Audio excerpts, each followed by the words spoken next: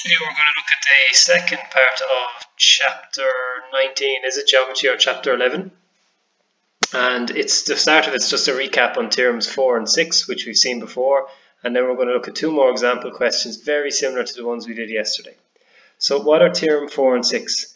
Theorem 4 is that the angles in a triangle add up to 180 degrees. So for an example, this triangle here, angle 1 plus angle 2 plus angle 3 equals 180.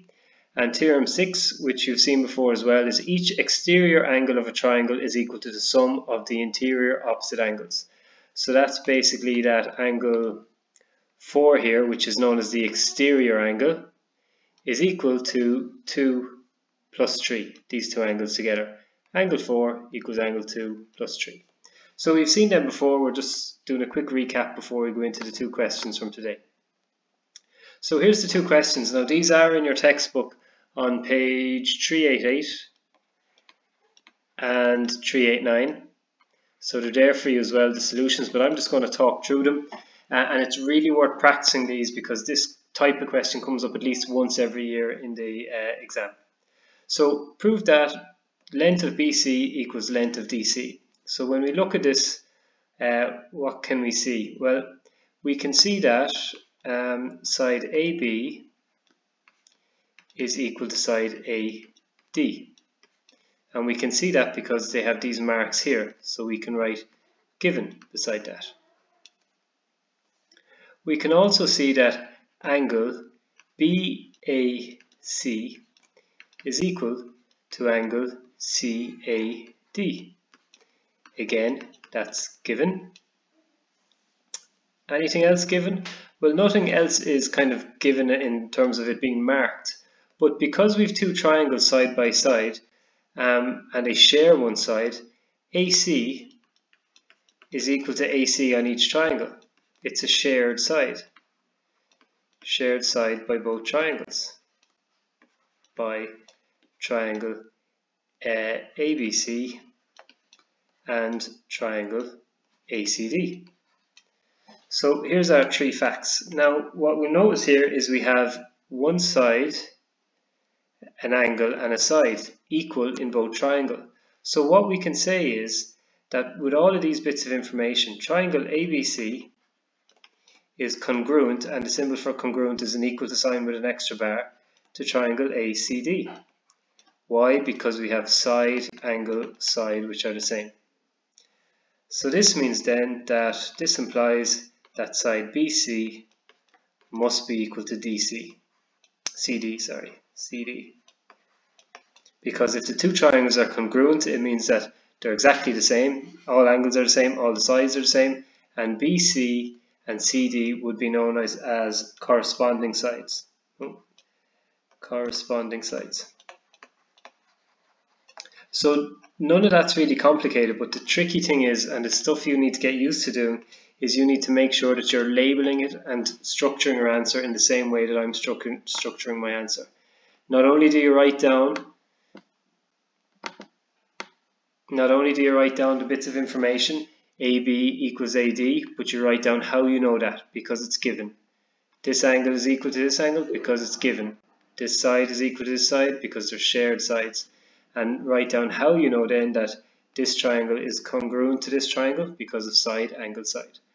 So it's all about structuring your answer, and these are the simpler examples, but you're practicing them before we go on to the harder ones. So here's a slightly harder one. We have triangle ABC is an isosceles triangle. Right, so ABC is the big triangle here, such that AB equals AC. So I'm going to write that down again here. AB equals AC. That's given because we're obviously going to use that fact.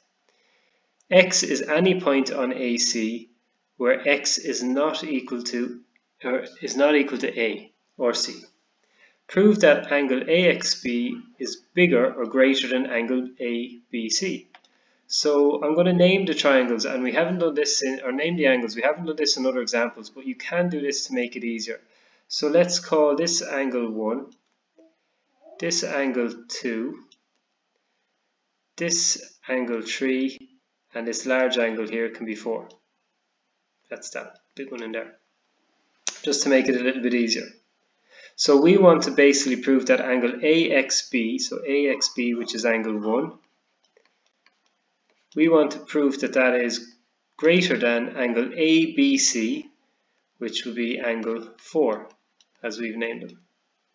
Sorry, it's a bit messy at my writing, but hopefully you're following it by listening as you go. So how can we prove that? Well, right, we know this is given. What else can we say? Well, we're told this is an isosceles triangle where AB is equal to AC. So if AB is equal to AC, it means that this side is equal to this side, which means that this angle, angle 4, must be equal to angle 2. So we can say angle 4 equals angle 2. Now we have to write our reason for that because we know it's an isosceles triangle.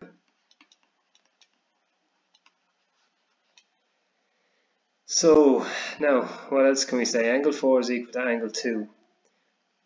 Well, have we got any, from the two terms we had above, we also know that the exterior angle equals to the two opposite interior angle. So here we have a triangle XBC, and here we have an exterior angle, angle 1. So we can say angle 1 is equal to angle 3 plus angle 2. Because that's our exterior angle theorem. Theorem 6, was it?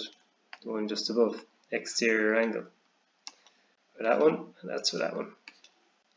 So now we know that angle 2 is the same as angle 4.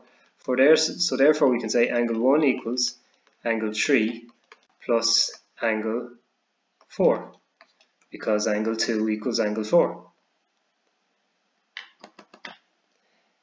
And if angle 1 equals angle 3 plus angle 4, that means that angle 1 has to be bigger than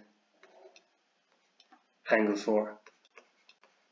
Because if it's equal to angle 3 and 4 together, it has to be bigger than 4 and it has to be bigger than 3. And that's what they want us to prove, so QED is what you write at the end of that. So there's just two practice examples, and I'm going to give you 2 or 3 of these for homework. So make sure you work on them and make sure you're not lazy with writing out your answers. You have to write down all the bits of information because you only get full marks when you write it all down.